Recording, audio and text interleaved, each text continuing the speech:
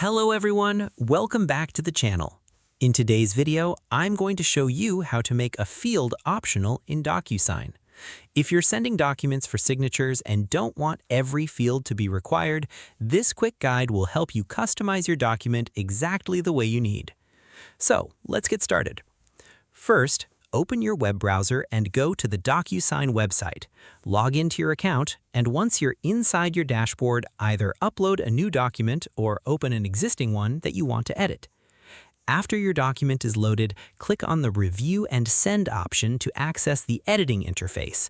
This is where you can add and manage fields like signatures, text boxes, dates, and more. Now, click on the field you want to make optional. Once you select it, a settings panel will appear, usually on the right-hand side of the screen. In that panel, look for the option labeled Required or a checkbox that indicates whether the field must be filled out. By default, many fields are set as required.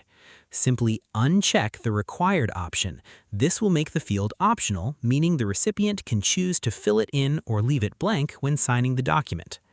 After making your changes, take a moment to review the document and ensure everything is set up the way you want.